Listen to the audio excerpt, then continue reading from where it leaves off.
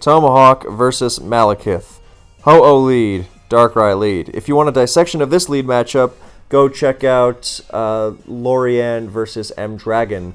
And if you're watching these battles in order, then you already have seen it, so you know. So, what's it going to be? Is the Darkrai going to stay in on the Ho-Oh? It's going to stay in and it's going to trick. Now, fun fact, Scarf Ho-Oh is actually pretty good. So giving Ho-Oh a Scarf is hardly the worst thing in the world for the Ho-Oh user. I mean, it's more manageable when it can't switch up its moves on you, but on the other hand, giving it speed is pretty dangerous. On the bright side, then you also guarantee that later, if you bring your Darkrai back in safely and get the Dark Void off, that you're getting the sleep, because as you see with the trick, then Darkrai received Ho-Oh's Lumberry.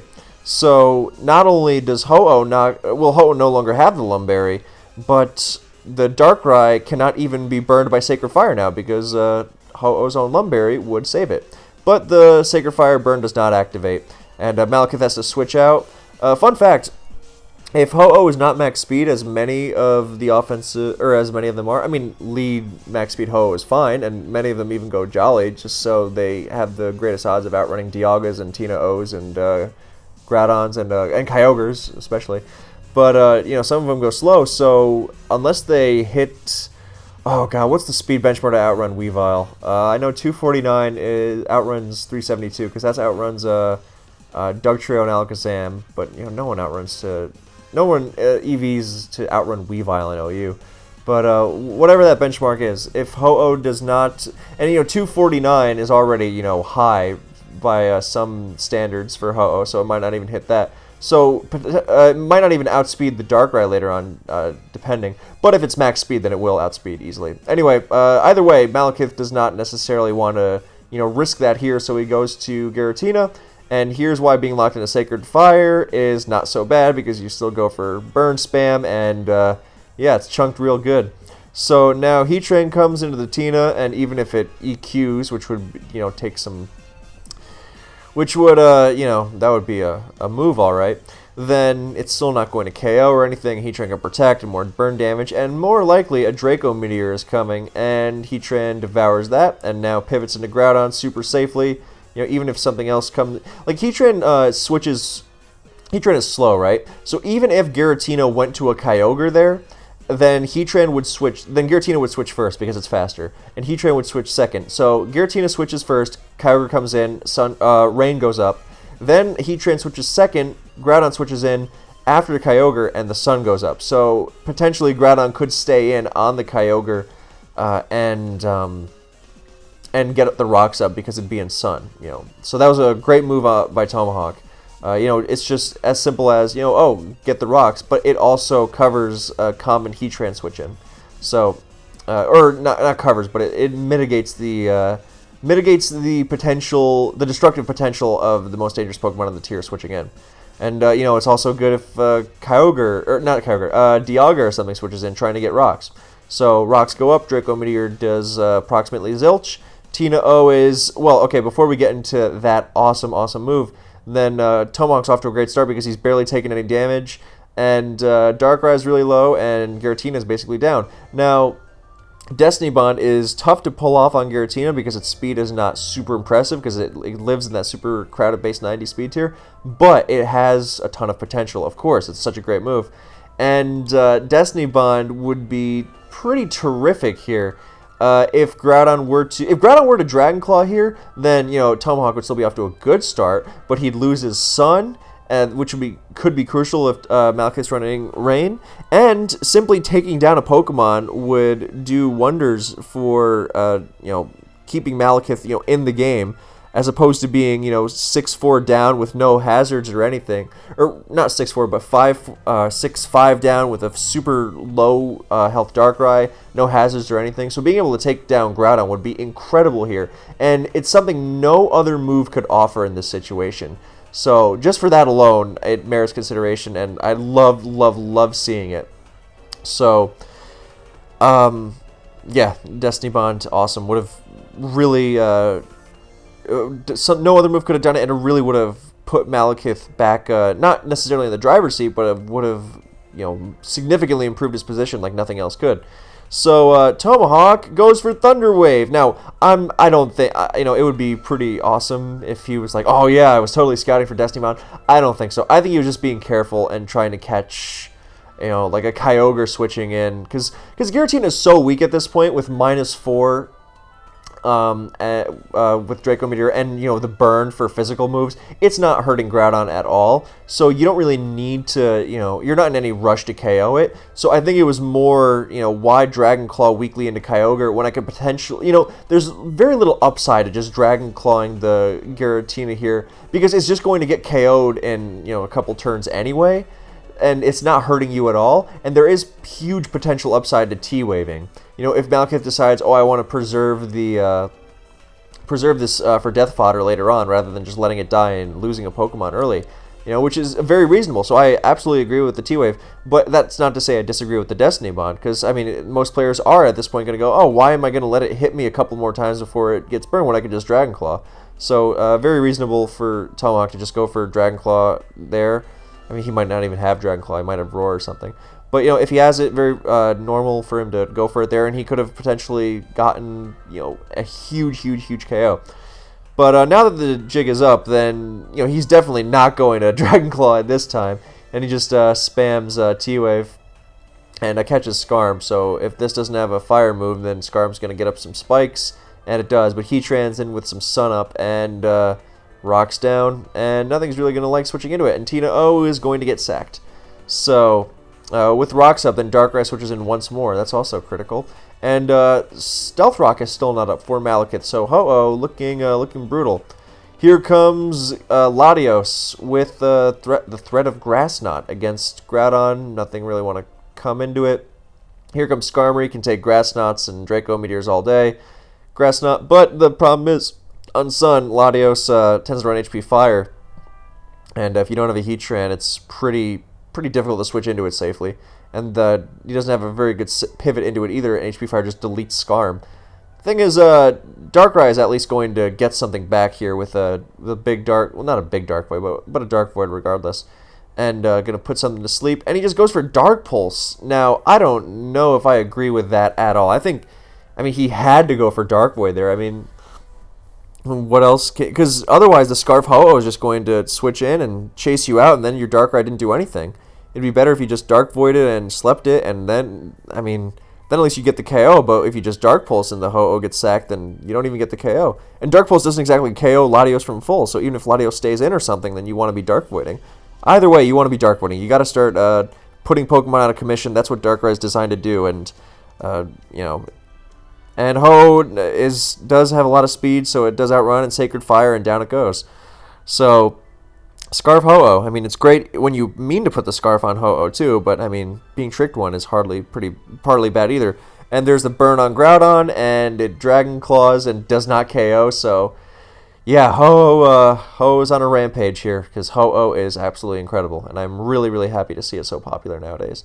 So, yeah, Latios comes in again. Now with Darkrai down, then Toma is just challenging Malekith to provide something else that can beat it, because that's a limited pool of Pokemon as is. So there's the Garchomp, almost surely, well, I was going to say almost surely not Scarf, because, Scarf Darkrai very rarely goes with another Scarfer.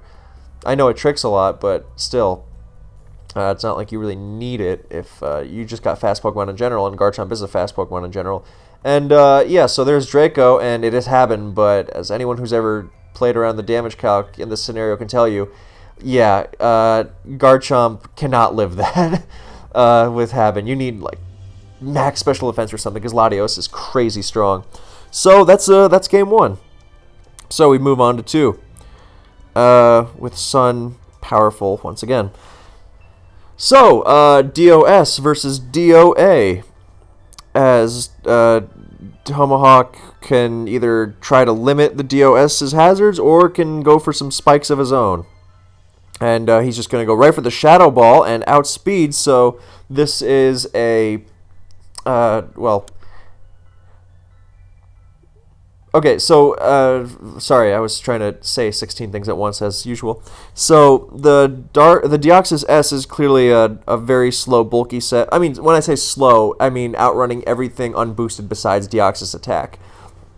And the Deoxys Attack running Shadow Ball, it doesn't always fit in its moveset, but I mean, it's a great choice specifically for non-Sash DOS. Especially if you really pump the special attack, I think you can really, get a good roll to KO it at least. I mean, maybe with DOS starting to run more SpDef for Kyogre Surfs, then it's going to be different, but who knows. For now, it's still a great choice in general, and the Shadow Ball winds up deleting DOS from the match. Malekith said he thought he had Sash. I was not I wouldn't expect Sash on a slow DOS, but, that's, either way, that sucks. Yeah, Toma's off to a good start, and he E-speeds this Tentacruel, the mid-game Tentacruel. You don't see that very much, and it gets the T-Spikes down, and it survives, it has Black Sludge, so it survives 2 E-speeds easily even without that. But, so Toma is going to chunk it with E-speed and get a Spike down, and this DOS put in a lot of work. And here comes Giratina, ready to launch attacks with spikes down. Not even launch attacks. He's got Calm Mind, and that's going to make him really, really hard to revenge kill on the special side. And I love Calm Mind Giratina and seeing it in action makes me really, really happy. So, also we saw the funny thing where a crit Icy Wind did 96 to DOA, which both feels like too much and too little. Anyway, so Tentacruel's going to get a lot of chip on this thing with Icy Wind because it's getting slowed down, and it's trying to rely on Thunder outside of Rain. So that does give away that Tomahawk does have a Kyogre in the back. As he hits Thunder on the 3rd attempt, and Tentacruel is really bulky, so it lives. But he has Shadow Sneak, so see, Calm Mind, Shadow Sneak, awesome combination. And now with the amount of Icy Wind chip he sustained, he's not quite as healthy as Calm Mind Tina O would like to be in order to survive. Honestly, I was surprised that he didn't keep Calm Minding. I thought, because, I don't know, you can Calm Mind. I thought he could have Calm Minded twice, but, that's splitting hairs. Anyway, with all that extra chip, then he's going to be, in range for Palkia, even at +1. But the general idea of Calm Mind Tina O being awesome stands. As imagine if he hadn't missed those Thunders, that Spatial Rend wasn't going to come close to KOing, unless it's Specs or something, which would be awesome, but, Anyway, here comes Fresh Dialga to withstand Palkia, and Palkia goes for a Focus Punch! Nice, and that does a big chunk of damage, and now you can't spam it, obviously. I mean, on the rocks, that was just a beautiful turn, and I want to see it again. But, Focus Punching on the rocks, it gives you a good start because you don't want to Spatial Rend Dialga down from full health. That's generally not going to a special defense to Dialga. But if you Focus Punch it for well over half its health on the free Stealth Rock turn, then your Spatial, if you're Happen to survive a hit, then from there, then you absolutely can... you can Spatial Rend it down. And especially imagine if its lefties had been... Or if it had sustained 6% from rocks there. So even more of a certain thing, but even more of a certainty, but Spatial Rend crits and down goes Dialga. So that was an exhilarating sequence. And Toma is now as a result of that crazy Focus Punch Palkia. I love to see it, by the way. And, with all the Blissies popping up, then it was only a matter of time before someone reminded them that Palkia can punch their lights out. Anyway, with Kyogre now switching into Palkia, that's generally a sign of danger. I mean, I know Kyogre can T-Wave and all, but it's... Now, of course, the T-Wave does ruin Palkia, and again, this is why Lump Palkia is awesome. But, Palkia does not appear to have Thunder, but it's already done a lot of damage. Now, the T-Wave is big because now Giratina can, Draco it into Oblivion later on. But, Havenberry, I think with another round of rocks, I don't think Havenberry can save it from Grisius or boosted hit. But now, if it's not eating Thunders, then, wow. So Kyogre, Calm Mind's looking to get, some boosted Ice Beams on it. But, and, weaken the Spatial Rends as well. but Spatial Rend shows its high crit rate and crits again, and down goes Kyogre, and Palkia has KO'd 3 Pokemon without taking... Well, okay, Deoxys attack was getting sacrificed, but it's KO'd 2 Pokemon from full without taking any damage itself. So, but now, of course, Draco takes it out, and it does not happen, Barry. And just because I'm curious now, because it survived some big hit... Palkia has great special defense. It's not like Happen Chomp, in which it can't take like any Draco Meteors. It needs like a ton of special defense investment just to survive Scarf Dialga Draco. But yeah, okay, see, so never mind. Oh, that's 64 special attack. So with max special attack, then okay, yeah, even after rocks, God, that's yeah, I think he should have just Ice Beam just to, because I think 2 Ice Beams is, 2 Ice Beams is better than 1 + 1 Ice Beam, and it's no guarantee he was going to get 2 + 1 Ice Beams off on it. And if he Ice Beamed, then he would have gotten it in Habit range. So now, in that sense, he was unlucky that he got crit twice, but he was lucky that it wasn't Habit, because, I guess maybe he calced and saw... Well, actually, no, that didn't feel like Lustrous Orb damage to me on the Kyogre at all. Lustrous felt like it was going to do... I mean, even if it's like 0... I guess if it's like max HP Kyogre or something, yeah, I mean, I suppose. But if it's not Lustrous, I guess it would have been a high roll. So yeah, Toma knows the spread better than us. So maybe he knew it was Lustrous. So in that sense, I don't think it was lucky. If it was a bulky Kyogre, then he saw it was almost surely going to be Lustrous levels of power, and so he knew. I mean, not that he probably had much choice at this point anyway. But in worst case, Palkia is paralyzed and Spatial Rend isn't 100% accurate. So, anyway, in comes a Gliscor. So, Tentacruel. Now, Gliscor, I think mid-game Gliscor, the only Gliscor is mid-game Gliscor in DPP Ubers. But it is very cool to see. I think it has a lot of potential. But I don't know what set it's going to be running here. The standard would be like a classic Taunt, Toxic Roost, EQ thing. Potentially some knockoff in there. With a lot of Spadef, it's surprisingly tanky. So, but here comes Palkia, poisoned, and what's it gonna... It's gonna Rocks. I mean, I guess it Rocks... with Spadef, you actually are a pretty good switch into Rocks... both Rocks Dialga and Rocks Groudon. I mean, you don't love something like Lava Plume Bird, but you can Toxic stuff, too. Toxic EQ, good combo in Ubers. It was Scarm and Zong are, not too common. Clef isn't very common either. Or it's, way less common even. Is that an ad? Yeah, okay, stupid ad. But yeah, at this point, who knows if he can switch into this Palk. As, yeah, there's a Surf. Well, Surf, Draco, both were probably going to... Well, actually, Draco... No, Gliscor could barely live like an unboosted Draco and roost off, but yeah. And, Malekith's got a Kyogre of his own, and, that is... Alright, that's very cool. That is an unchoiced Draco Palkia. You don't see that very often, and I really like that choice, especially because I get the feeling that that is Lustrous Orb. So, in this tournament, we have seen a lot of... Yeah, okay, that's definitely... Let's see, Lustrous... Yeah, okay, no, that's 100% Lustrous Orb. 73 to, to Kyogre. That's crazy strong. So, in this tournament, we've seen Palkia wasted a lot, and this is a great use of Palkia, I feel. Well, both players had great use of Palkia. No, this has been an outstanding game for Palkia, showing what it's capable of. But sometimes Palkia, when it's not running Draco Meteor, it's running Spatial Rend, it just comes short of KOs. And when it runs Draco Meteor on Scarf, and it's still a Scarf Draco Meteor, no different than Dialga's.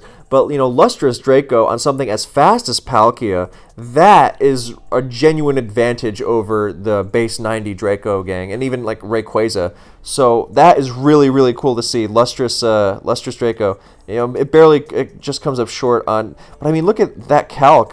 Actually, I don't know if you can see that. Yeah. See, look at that calc. That has the potential to KO Kyogre after Rocks and Spikes. So, that's, I'm really cool. Well, I mean, but I'm really glad that Toma brought this, and it just ripped through Kyogre like that. And Kyogre is Specs itself, another throwback. Specs Kyogre used to be its defining set. more or less. And the Thunder does a ton.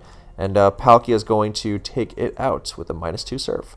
And it succumbs to poison, so Toma has a sub-half health Giratina Origin and an unrevealed last, which is almost surely going to be a Scarfer, as he has not, the rest of his team isn't particularly fast outside the lead DOA, which goes down early, and he would. I mean, it could be.